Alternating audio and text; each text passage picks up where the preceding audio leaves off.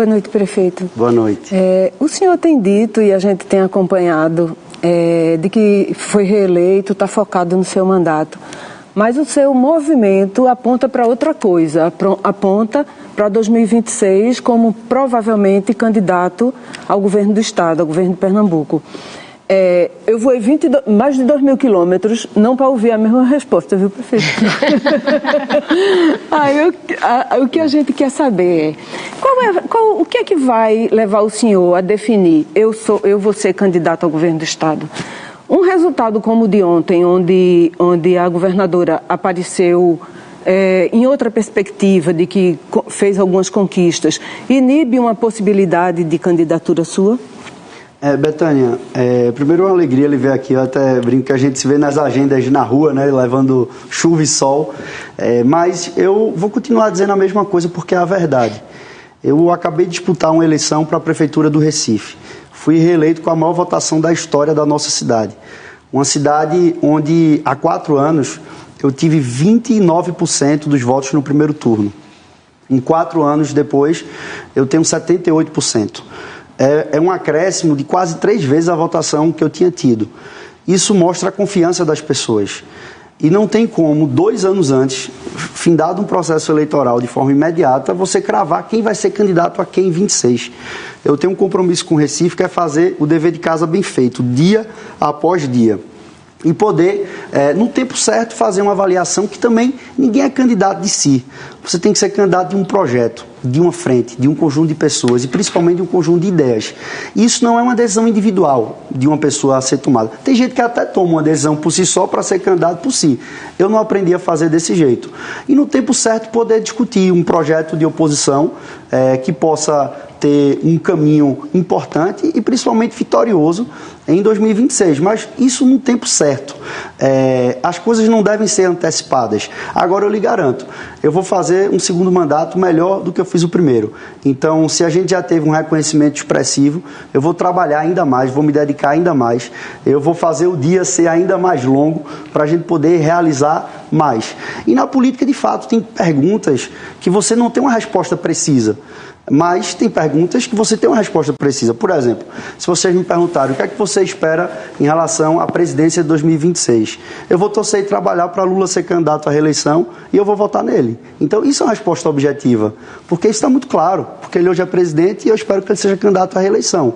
Mas sobre cenário de candidaturas majoritárias, de quem vai ser candidato a quem, em qual partido, onde, ainda é muito cedo para poder dizer. Sim, mas uma votação de 78% credencia ser candidato, não?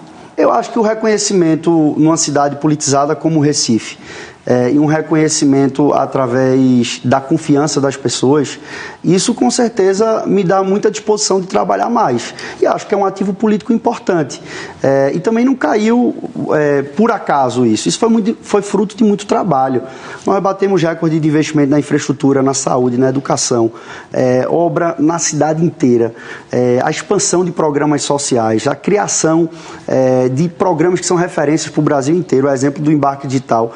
Você imaginar um jovem que estudou na escola pública, tem um curso superior todo pago pela prefeitura, fazendo uma residência como no modelo de saúde, dentro de empresa de tecnologia, e ao final do curso, com 2 anos e meio, ele recebe um diploma de ensino superior e 63% da primeira turma está com a carteira assinada, trabalhando em multinacionais de tecnologia. Então, assim, isso é trabalho, é a capacidade de você tirar o discurso, como eu falava, da polarização, da briga, das teses superficiais e você fazer política pública que transforma. E eu acho que as pessoas do Recife reconhecem que eu estou ali para trabalhar, para entregar resultado, para ser cobrado, para ser reivindicado, mas principalmente para cuidar de quem precisa ser cuidado. Maria Cristina. Boa noite, prefeito. Boa noite. Eu queria ainda ficar no capítulo das lições das urnas. O senhor disse aqui, eu acho que respondendo a primeira pergunta da Vera, que esta foi uma eleição que, com a capacidade de realizar, prevaleceu o trabalho. E como o conjunto de forças que já governa os municípios são do campo da centro-direita, este campo foi favorecido.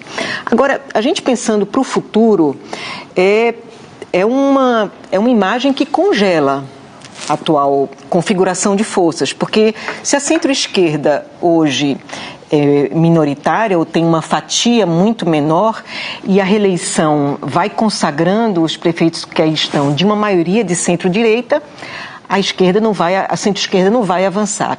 Então, eu queria que o senhor pudesse fazer um raciocínio da conquista das prefeituras por quem não é prefeito, por quem não está no poder. Porque hoje se afigura, olhando aí as principais campanhas do país, a gente vê pelo menos 3 montanhas que se apresentam contra a centro-esquerda. Um é o identitarismo. O outro é o empreendedorismo, que, quando associado à religião, vira essa teologia da prosperidade. E a terceira montanha é a segurança pública. Quando você está fora do poder, você não tem como mostrar. O que falta no discurso da esquerda para convencer que a esquerda é capaz de enfrentar esses 3 temas? Eu acho que, independente se é de direita ou de esquerda, essa não foi uma eleição para quem não estava disputando a reeleição, contra gestões bem exitosas. Então, o principal indicador certamente vai ser aqueles que perderam a reeleição é porque não estavam com uma gestão bem avaliada. A exemplo do que aconteceu nas 3 capitais que os prefeitos não foram reeleitos, que agora me vem à cabeça. Belém. Tanto Belém, Fortaleza e Teresina, você tinha gestões com índices baixíssimos de aprovação. Então, mais uma vez, volta à tese original do trabalho.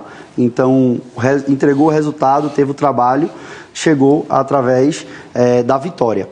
Agora, é preciso compreender que as teses identitárias, como aqui foram colocadas, eu acho que cada vez mais você tende a ter, dentro desse campo das teses, candidaturas mais estridentes e com menor capacidade de resultado eleitoral. Então, com isso, você consegue fazer uma boa bancada de deputado, de vereador, uma presença no parlamento, mas é preciso sair desse campo para trazer solução Isso a concreta. esquerda e a direita, a seu ver? A esquerda e a direita. O governo fez mais de 60 prefeitos. Então, normalmente, é uma distância gigante do governo para a oposição. Certo. A oposição tem uma diferença pequena, é uma grande vitória. Empatar é uma vitória estrondosa. Diga, Cristina, depois eu queria trazer 2 fatos recentes da história do seu partido. O primeiro deles, em 2014, quando o PSB, naquela trágica eleição, acabou apoiando no segundo turno Aécio Neves. E o segundo, em 2016, quando o PSB, eram 32 deputados federais na bancada, 29 deles apoiaram o impeachment da ex-presidente Dilma Rousseff, inclusive os 6 deputados federais de Pernambuco. O Aécio Neves, como a gente sabe, perdeu aquela eleição e contestou o resultado eleitoral, já antecipando o que o ex-presidente Bolsonaro faria alguns anos depois. E o impeachment da ex-presidente também acabou levando a esta aliança do centrão com a extrema-direita, que foi o germe do bolsonarismo. O presidente do partido, Carlos Siqueira, já disse que foi um erro do PSB apoiar o impeachment. São fatos que o senhor é muito jovem quando aconteceram, mas hoje o senhor é um dirigente partidário. Eu queria ouvir a sua avaliação sobre o PSB nesses 2 momentos. Primeiro, deixar de forma muito clara, Maria Cristina, e direta para quem está nos assistindo, em 2014 o nosso candidato à presidência era Eduardo Campos. E se não fosse aquele acidente, ele seria presidente da República. Se ele fosse presidente da República, o Brasil era outro. Não tenho dúvida que a gente não teria entrado num grande espiral de uma polarização excessiva e principalmente com o risco democrático que nós vivemos. Então, Eduardo Campos teria sido presidente da República e era o nosso candidato.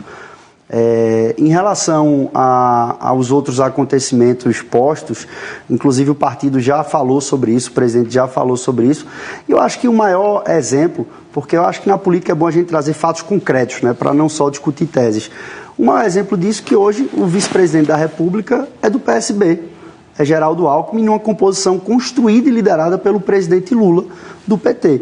Então, se tudo isso não tivesse superado, o PSB não teria sido o maior partido a apoiar a coligação do presidente Lula na eleição vitoriosa de 2022. Então, são situações absolutamente cristalizadas e superadas entre os partidos e com o olhar do tempo histórico da época. Então, claro que pessoas acertam e erram na caminhada.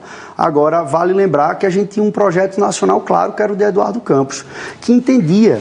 Na época, a polarização era PT e PSDB. Ele esteve aqui nesse espaço falando disso, apresentando um projeto de país mais conectado, mais próximo, que entendia que as estruturas partidárias precisavam passar por uma reestruturação, que tudo isso se daria no campo democrático, não se daria no campo extremista, que era um ávido por gestão, por resultado. E foi essa escola que eu estudei, que eu aprendi. Eu aprendi a fazer política com meu pai. Então, eu tive o privilégio de ter um grande professor dentro de casa. Meu pai saía de casa e ele dizia: meu filho, ganha na política quem soma mais, quem junta. Então, eu não saio de casa para separar as pessoas. Eu não saio de casa para colocar pessoas da política, ou principalmente quem não faz parte da política, para se afastar do nosso conjunto. Então, eu aprendi a fazer dessa forma e acho que o exemplo, o presidente Lula tem muito disso. Ele é um agregador nato, por natureza. Tanto é que ele mesmo recosturou tudo isso e a gente está aqui hoje. Betânia. Eu queria, prefeito, voltar e reforçar a pergunta de Vera. Quando o PSB e o PSDB ficam nessa guerra de quem fez mais prefeitura, quem fez mais eleitor, quem conquistou mais eleitores, a verdade é que o PSDB no estado estava praticamente morto e cogitava-se, inclusive, a movimentação, a saída da governadora do partido, é uma coisa ainda que se está em discussão. E ela deu sinais de que não está morta. Ela não está morta e está se movimentando bem politicamente, quando todo mundo levantava e dizia que ela não era articuladora, que ela é ruim de diálogo e tal. Essa conquista impressionou o senhor? Essa movimentação dela, o senhor, com que olhos o senhor vê essa movimentação? Betânia, eu acho que na política uma premissa fundamental é você respeitar todos os adversários. A política é uma arte que tem a capacidade de deixar a pessoa permanentemente viva. Então, não existe ninguém morto enquanto está dentro da política. Isso tem que ser sempre respeitado. Mas um fato que é muito concreto a ser dito basta comparar o resultado de todos os governos estaduais, Brasil afora. Você pode olhar o resultado dos vizinhos de Pernambuco, pode olhar Alagoas e Paraíba, ou você pode olhar o resultado de São Paulo, ou você pode olhar o resultado de qualquer... O desempenho dos governos estaduais tende a ser muito melhor do que o desempenho que foi em Pernambuco, isso é fato. Você tem uma diferença de um prefeito entre um partido e outro, isso é uma vitória para a oposição, isso é uma derrota para o governo. Então, basta olhar o resultado do Recife. Hoje, o resultado que nós tivemos no Recife é um resultado muito expressivo da política. Nós temos hoje 75% da Câmara de Vereadores é da base aliada. A gente tem 15 vereadores e vereadoras de mandato na maior bancada da história, 40% da Câmara do nosso partido. Isso mostra que não é uma vitória de uma candidatura à prefeitura, mas é uma vitória larga na política e com o povo junto dessa vitória, com representantes da cidade inteira, com a presença de partidos da base, elegendo um número importante de vereadores. Então, é importante a gente que trabalha com a política, que faz análise de política, a gente sabe quando é uma vitória e quando não é. Agora, o que é natural? Cada um diz aqui aquilo que lhe convém, e é natural cada um falar aquilo que lhe convém. Dificilmente você vai ver alguém indo dar um discurso para reconhecer que teve um resultado ruim. Agora, a verdade as pessoas sabem, cada vez mais as pessoas percebem. Com essa sua análise tão dura ali em relação a isso, mostra que o relacionamento está muito esgarçado. Como vão ser esses anos aí de convivência, ainda mais com a perspectiva que o senhor não afasta de todo, de vocês se enfrentarem daqui a 2 anos? Veja, Vera, eu tenho uma máxima que é assim: não se governa em cima do palanque. Eu fui eleito em 2020, no meu pronunciamento após a vitória, eu disse: a partir de hoje o palanque está desarmado. Disse a mesma coisa após a vitória de 24. Agradeci pela generosidade e disse: vou lembrar sempre quem votou em mim, mas governarei para todos e o palanque está desarmado. Eu nunca vou deixar de ter a capacidade de fazer parceria. com aquilo que foi importante para o Recife. Eu consegui rodar a maior operação da história do BID, o Banco Interamericano, com a nossa cidade. São 2 bilhões de reais para infraestrutura social, para ser investido na periferia, em proteção de encosta, em urbanização, em macrodrenagem da bacia do Rio Tegipió, que é a área mais crítica da cidade. E como é que eu comecei a rodar isso? Eu fui eleito em 2021, no mês de fevereiro, com menos de 60 dias de prefeito. Eu juntei a minha equipe, assessoria especial, Secretaria de Planejamento, Secretaria de Finanças, por uma circunstância, todos ali com menos de 35 anos, fomos ao Ministério da Economia na época o ministro Paulo Guedes, pedi uma audiência ao secretário nacional de Tesouro e fui recebido pela equipe dele. Sentei lá e disse, eu não acredito em nada desequilibrado, eu acredito, tudo na vida tem que ser equilibrado, e eu quero ser uma referência de equilíbrio fiscal e de governo que investe no social. Comecei um trabalho com a Secretaria do Tesouro e dizendo de forma explícita, nós temos que voar abaixo do radar, porque se eu for descoberto aqui, politicamente vão vetar tudo. O Recife e Rio de Janeiro foram as únicas 2 cidades que fez parte do plano de equilíbrio e ajuste fiscal dos municípios naquele momento. Subi a nota de crédito de C para B do município. Graças a isso, eu consegui no ano seguinte rodar a maior operação da história da nossa cidade. Então, se eu não tivesse procurado de forma proativa a equipe técnica e conduzir um roteiro equilibrado entre a cidade do Recife e o governo federal, de oposição na época, eu nunca escondi que era de oposição, mas ter a capacidade de sentar e trabalhar. Então, eu estou à disposição para governar com quem gosta ou com quem votou ou não votou em mim. Perfeito. Na última reunião da Executiva Nacional do PSB foi aprovado o início das tratativas para se formar uma federação. As conversas iniciais seriam com o PDT e com o Avante, né, os 2 partidos que também vão precisar superar a cláusula de barreira, o sarrafo vai ser mais alto em 2026. Eu gostaria de saber como é que o senhor avalia essa federação, a possibilidade de uma federação com o PDT e até que ponto essa briga dos irmãos Cid e Ciro Gomes pode atrapalhar esse projeto e como é que o senhor avalia o posicionamento do Ciro Gomes no Ceará e também em relação na política nacional? Veja, a federação é um novo instrumento que nasce, onde você tem uma possibilidade de fazer uma coligação nacional de 4 anos. É um instrumento novo, onde você tem as primeiras federações formadas, e o nosso partido já havia autorizado desde o ano passado o início de diálogo sobre uma federação. E eu acredito que a gente vai ter o ano de 2025, vai ser um ano que não só o PSB, mas vários partidos, grandes, de menores porte, de médio porte, vão discutir sobre federação. Qual é o grande desafio da federação, na minha opinião? É o encaixe regional. O que é isso? Imagine o mapa do Brasil e você normalmente tende a dar errado às federações no casuísmo de cada estado. Chegou no estado ali que tem 2 partidos muito fortes, um lá para um lado para o outro, começa a dar errado nesse sentido. Então, essa composição geográfica é um primeiro passo importante. O segundo é buscar uma composição dentro de partidos que têm um tamanho parecido, porque aí você tende a ter uma regra de funcionamento mais equilibrada e mais harmônica. O que é que o PSB aprovou fazer? Aprovou o início do diálogo, buscando partidos prioritários do mesmo campo e de tamanhos parecidos. Mas o que é que a gente está pronto? É para ter ou não federação. A gente não pode aguardar ter uma federação a todo custo, chegar a uma eleição e não estar pronto. Então, a diretriz dada pelo presidente Carlos Siqueira e pela Executiva Nacional do partido o partido deve ser preparado para as eleições de 26, buscando o melhor resultado possível, independente de federação. E se a federação vier a acontecer com o partido ou os partidos que vier, é um processo que precisa ser aprovado depois no diretório, na executiva.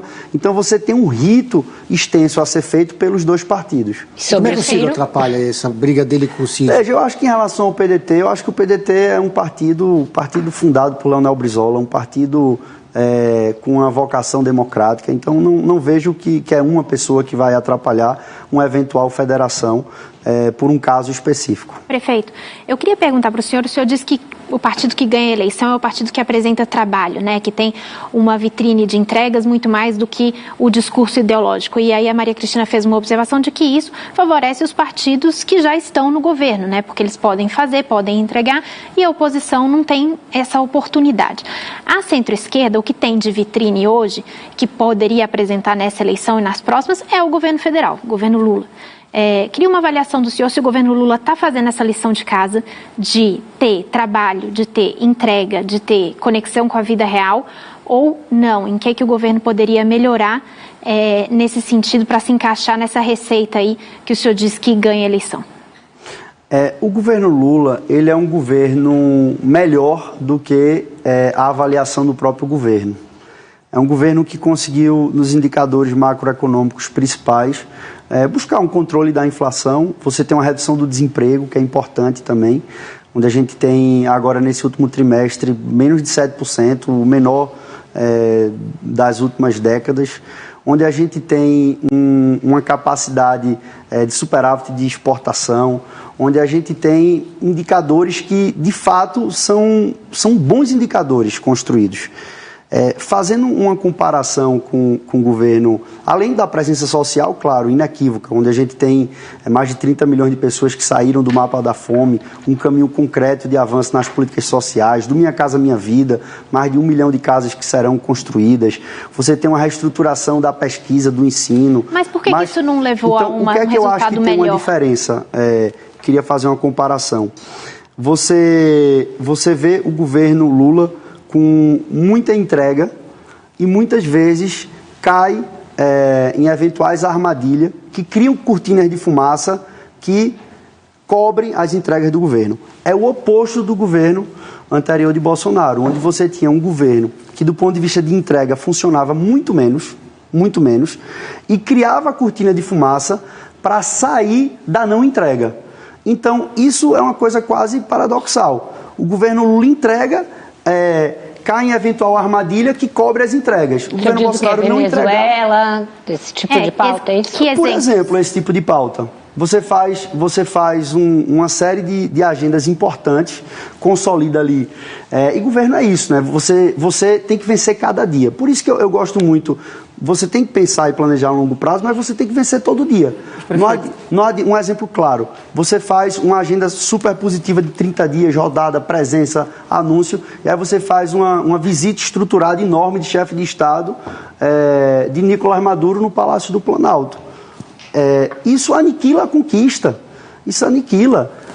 Você recebe alguém de um regime ditatorial, como é o caso da Venezuela, dentro do palácio. Uma minuta do projeto do Ângelo Coronel, que é o relator do Orçamento 2025. Ninguém sabe se essa minuta chegará ao fim, mas essa minuta, por enquanto, não atende ao que o Supremo quer. Entre Supremo e Congresso, o senhor fica com quem? Veja, no mundo ideal, e eu digo isso de forma pública, é que você tivesse uma compreensão das instituições brasileiras que há uma disfunção. Isso é claro.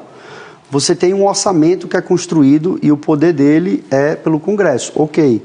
Mas você começa a ter uma disfunção quando você começa a agregar um poder excessivo e individualizado em cada parlamentar de ter uma determinada emenda, e você tem a responsabilidade de execução das políticas públicas por parte do Executivo.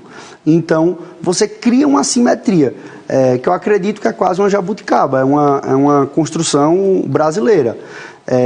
Qual seria o caminho ideal? É que você tivesse uma compreensão disso por parte do Congresso e ter um movimento, uma curva de mudança disso.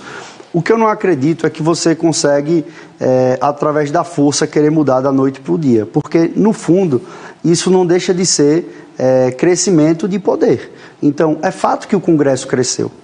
O Congresso cresceu muito o poder. Por quê? Principalmente porque você passou por governos a nível nacional no Executivo que passaram por grande fragilidade. Então, cada vez que o Executivo ficava mais frágil, o Congresso crescia. Isso foi se acumulando, 15, 16, enfim, governo Temer, governo Bolsonaro, e você viu um crescimento do Congresso. Chega num momento onde você tem uma assimetria e você precisa dizer, Congresso, você não topa ser mais fraco? E aí, na política, você não abre mão de força nesse cenário. Qual é o grande risco? É você ter uma disputa que sai da alça da política. Então, você vai colocar, literalmente, os 3 poderes para brigar. Isso é muito ruim. Eu acho que isso, para a institucionalidade democrática, é ruim. Então, eu espero que se chegue num consenso. Espero que seja algo transitório, né? Assim, que você não sai do 100 para 0, de uma noite para um dia. Você precisa ter uma redução gradual disso, um mecanismo de transparência. A transparência é fundamental. A rede social, deixa para falar desse tema que é importante, não é apenas um instrumento de comunicação, mas é um instrumento de transparência. É algo que deve refletir a presença de um governo.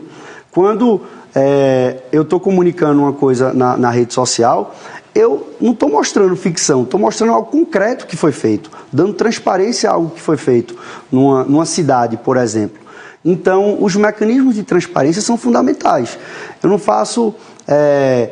faço questão de garantir que a nossa cidade tem sempre indicadores importantes de transparência. A gente é a 2ª capital do Brasil hoje. Investimento em portal de transparência, em lei de acesso à informação, e que a rede social funcione não só como comunicação, mas como um mecanismo de transparência daquilo que está sendo feito. Vai lá, certo, na ONU.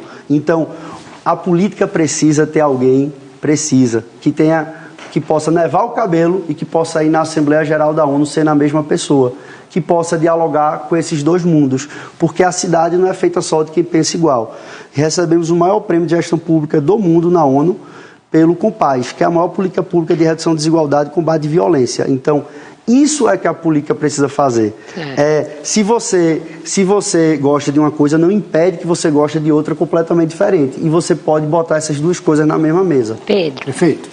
Eu queria que o senhor fizesse uma reflexão sobre o avanço da direita no Nordeste. O presidente Lula perdeu força na região porque Fortaleza, o André Fernandes não ganhou a eleição, mas teve uma votação expressiva numa cidade que é um reduto histórico da esquerda. O PT já venceu a eleição lá, o PDT governava a cidade. O PL venceu em Aracaju e também teve Maceió com JHC. São candidatos do PL que não são necessariamente bolsonaristas, mas são de direita. O que aconteceu com o presidente Lula? Ele perdeu força, encantamento na região? Não é mais o cabo eleitoral que era em outras eleições? Eu acho que tem vários pontos. Eu vou tentar destacar alguns deles sem tentar alongar muito. Um deles você citou para o JHC. JHC tem uma relação pessoal de amizade com ele. Ele já foi do PSB, é uma pessoa de centro. Uma pessoa de centro que, pelas circunstâncias, foi bater no PL. Quando a gente olha o Nordeste não é uma atmosfera fechada. Há uma maioria de centro-esquerda progressista e do campo popular do Nordeste? Há. Mas hoje é preciso fazer uma leitura mais grosseira, separando em pelo menos 2 grupos. Você tem as regiões metropolitanas e você tem as cidades de menor porte do interior. Nas cidades menores, você tem uma posição mais clássica do ponto de vista político, numa eleição nacional, de posição de esquerda, é fato. As regiões metropolitanas, no caso da de Recife, é 40% do eleitorado de Pernambuco. Você tem um componente político muito mais parecido com as regiões metropolitanas do Sudeste, por exemplo. Por quê? Aí é um palpite que eu tenho. Quando você fala... eu comecei aqui falando que a gente tem que trazer o debate para o concreto, para o que é realidade, o que é que muda a vida de uma pessoa, qual o problema da cidade. As pessoas querem alguém que resolva o problema. E quando você chega numa metrópole, numa região metropolitana, qual é o problema? É a segurança, é a mobilidade, é a infraestrutura, é a falta de acesso à educação, é o desafio na educação. Então, esses são os problemas das regiões metropolitanas, inclusive do Nordeste. Então, os problemas estão buscando solução. E a solução hoje, ela fica no campo da disputa identitária, como aqui disse Maria Cristina, ela fica pendendo muito mais para a direita do que para a esquerda. Por isso que é preciso resolver. Quando você pega... Eu vou dar um exemplo da educação. Pega as 5 teses da direita da educação e as 5 da esquerda. Teses que eu digo são assim, jargões de disputa identitária e ideológica. Nenhuma delas resolve o problema da educação. Está aqui, Tabata, que sabe mais do que a gente disso. Quando eu fiz o maior programa de creche, é para botar a criança dentro da creche, com a educação integral. Fiz o maior programa de alfabetização da história do Recife. Nós saímos da 21ª posição para a 6ª posição entre as capitais brasileiras. Esse é o dado que mais me orgulha. E o que é mais importante, não é só uma rede social. No caso de governo, como eu estou prefeito do Recife, então governando o Recife, você tem que fazer um governo em rede. Não é um governo que apenas tem uma rede social e um prefeito que tem uma rede social. É você jogar essa lógica digital para a gestão. Como é que você faz isso? A gente tem hoje 87% dos serviços digitalizados. Como é que eu consegui fazer hoje sem exagero? O Recife é exagerado, mas isso é uma verdade, viu? O maior programa de transformação digital de uma cidade do Brasil é do Recife. Porque nós tomamos a decisão no dia 15 de janeiro de 2021, quando veio a vacinação de Covid. Eu disse, eu vou vacinar todo mundo com a organização digital. Vai ser uma vacinação digital. Chamei a equipe, eu lembro como se fosse hoje, eu disse, a gente vai fazer um sistema que todo cidadão escolha dia, local e horário para se vacinar de Covid. Aí o nosso secretário disse, quanto tempo você quer que eu faça? Uns 2 meses? Eu disse, não, rapaz, 5 dias. Aí ele disse, como é que eu vou fazer isso? Eu disse, se eu soubesse, eu faria. Como eu não sei, eu chamei tu aqui para ajudar. Graças a isso, velho, nós conseguimos sair de 8 mil usuários que tinham num programa da prefeitura, que era um aplicativo existente, para hoje mais de 1.600.000 pessoas. O Recife tem mais de 1.200.000 downloads do seu aplicativo de serviço, que é o Conecta Recife. Não existe outra cidade no Brasil com essa proporção. Nós somos hoje a cidade do mundo que mais manda WhatsApp para o cidadão, nenhuma delas com propaganda. Por quê? A melhor propaganda é um serviço bem feito.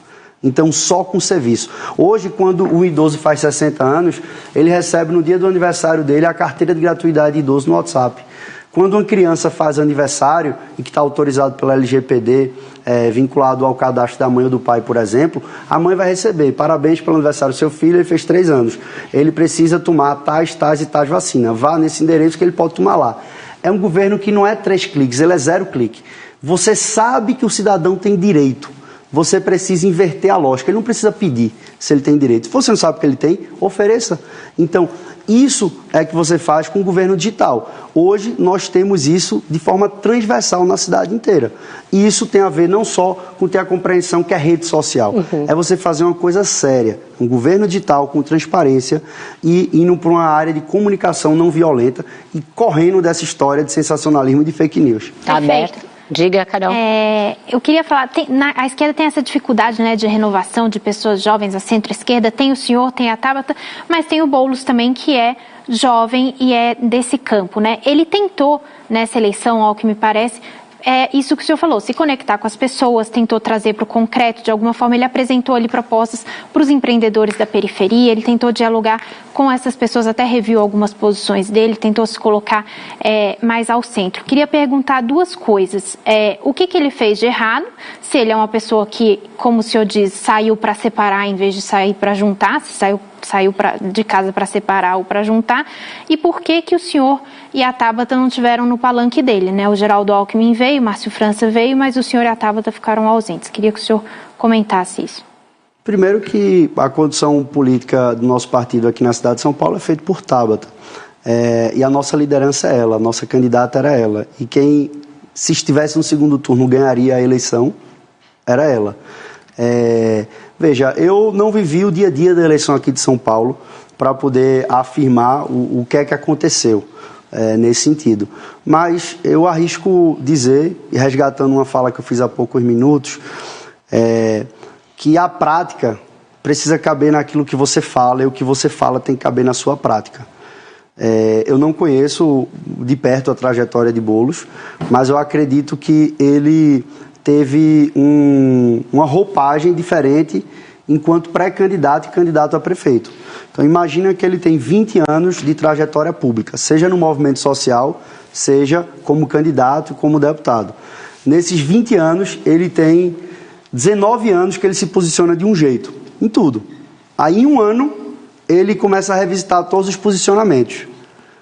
As pessoas sabem das coisas. Então, assim... Almeja crescer, né? Eu queria saber se o senhor sonha em ser presidente da República. Eu sonho em ser o melhor prefeito da história do Recife. Porque eu aprendi... Mas essa resposta não justifica os 2.000 quilômetros, prefeito. mas veja, eu aprendi, aí é verdade, o que eu estou dizendo a vocês, acreditem, é verdade. Tá. Quando eu perdi meu pai, imagina que ele sonhava em ir para o Jornal Nacional e ele dizia, eu preciso ser conhecido. Quem está aqui sabe, quando eu for conhecido, as pessoas vão votar, vão confiar. Ele dá a entrevista brilhante no dia seguinte de manhã ele morre. E eu aprendi a viver um dia de cada vez. Minha mãe diz assim, meu filho, é preciso estar em dia com a vida. E eu botei na cabeça que se todo dia eu der o melhor de mim, eu acordar mais cedo, for dormir mais tarde e buscar acertar em tudo que eu faço, eu vou ganhar o dia, eu vou ganhar a semana, eu vou ganhar o mês, eu vou ganhar o ano e eu ganho um mandato, como foi agora. Então eu vou viver um dia de cada vez. Agora, eu sonho de fato em que as pessoas se aproximem mais da política e que a política se aproxime mais das pessoas. A gente só faz isso ouvindo, fazendo com transparência. Eu lancei um programa lá no Recife chamado Caminho Seguro para as Mulheres. A gente foi buscar a prática. Eu digo assim, a gente não precisa inventar a roda. A gente foi na Colômbia, a gente foi no México, a gente foi entender como é que funcionavam alguns programas de escuta. Imagina o que é você fazer uma mudança de infraestrutura social numa comunidade, como a gente está fazendo na Vila do Papel, por exemplo. E a gente tem uma escuta com assistente social, com arquiteto, com engenheiro, faz uma oficina à noite com as mulheres, antes de fazer o projeto da obra na comunidade. E a grande pergunta é, onde vocês se sentem inseguras andando à noite nessa comunidade? Vamos fazer uma caminhada de grupo, todo mundo junto. Vão os profissionais acompanhando e as mulheres vão apontando. Aqui eu me sinto segura, aqui alguém já foi assaltado, aqui tem um ponto de lixo que fica meio perigoso, aqui não tem iluminação. E você faz um projeto validado pela escuta. Isso é a política que eu acredito. É de você conseguir escutar, você fazer. Agora, o que é mais importante? Na primeira reunião nessa comunidade, ninguém acreditava que ia fazer a obra. Já veio político, vereador, liderança, esse povo promete e vai-se embora. Não dava gente na reunião. E a gente foi. E é fruto da operação do BID que a gente fez. E agora já começou a obra para poder urbanizar essa comunidade. E por que nós temos dinheiro para isso? Porque a gente buscou o equilíbrio fiscal, tem dinheiro, tem capacidade de investimento e a obra está saindo com escuta. O senhor escolheu um vice, o seu candidato a vice-prefeito, foi uma pessoa que contrariou, que é do PCdoB, né, que foi filiado recentemente ao PCdoB, que contrariou o desejo do PT local. Quando o senhor escolheu esse nome, o senhor chegou a fazer um acordo com o presidente Lula de, por exemplo, ir reforçar a campanha dos petistas em outros lugares? Ou que tipo de acordo o senhor fez?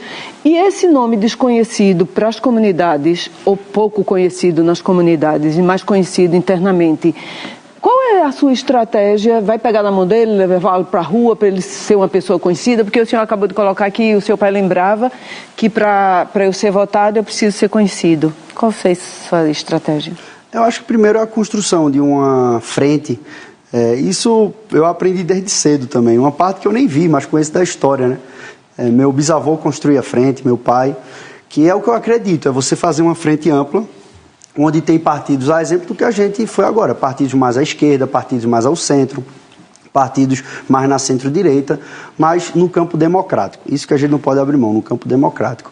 E a construção se dá em torno de um projeto, de um conjunto. Eu conversei muito com o presidente Lula nessa construção e mostrei a ele, fiz uma leitura do cenário daquele momento, de qual era a construção importante, que ele confiasse na gente, que a gente ia fazer essa construção junto com toda a frente, e de que a gente sairia mais forte para poder ajudar ele também. E Vitor é uma pessoa excepcional, quem conhece Vitor gosta de Vitor. Vitor, ele traz aquilo que eu acredito que a política precisa ter, que é o equilíbrio entre a política e a gestão. É a capacidade de fazer gestão. Talvez ninguém conheça mais o governo da equipe do que Vitor. Um governo com aprovação de mais de 85%. Mas as comunidades não conhecem política. Então, isso é muito importante. E, claro, o momento das pessoas conhecerem ele, tudo é a partir do momento que ele assumir como vice-prefeito. Mas seu pai formou muitos quadros técnicos que não se mostraram tão bons políticos. Já visto Paulo Câmara, não é um risco? Eu acho que a gente tem a oportunidade sempre de poder ir construindo e avançando. E eu acho que esse equilíbrio da política com a técnica é muito importante. Vitor nasceu na política também desde cedo. O pai dele foi vereador de uma cidade do interior, conhece. Então, é alguém que nasceu e viveu esse ambiente muito forte da política e conhece da gestão. E eu acho que cada tempo tem as suas escolhas. Isso é um pouco de... Não estou falando aqui do governo Lula, estou falando da política de maneira geral. É achar que você sabe de tudo quando você não sabe de tudo. Então você precisa ouvir. Com honras de chefe de Estado naquele momento. Então, só citando alguns dos exemplos. Mas no tempo de hoje, não adianta você usar uma régua clássica do que precisava fazer. Resolve a economia que está tudo certo. Não é. Você precisa ter uma narrativa e uma proximidade com o que as pessoas desejam, escutar o que elas falam, entender que a energia que está ali na ponta, a reivindicação, muitas vezes é outra. E aí eu acho, a gente tem o PSB com o dobro de votos do segundo colocado, que é o PSDB, a gente teve mais de 1.440.000 votos para prefeito. Porque o Recife desequilibra, né? Mas se você excetuar, então vamos separar o Recife. Como é que seria? Se o Recife fosse um partido, Recife seria o mais votado, o segundo seria PSB fora Recife e o terceiro colocado PSDB. E nunca na história você teve um partido de oposição sendo mais votado. Historicamente é o partido do governador ou da governadora que é o mais votado.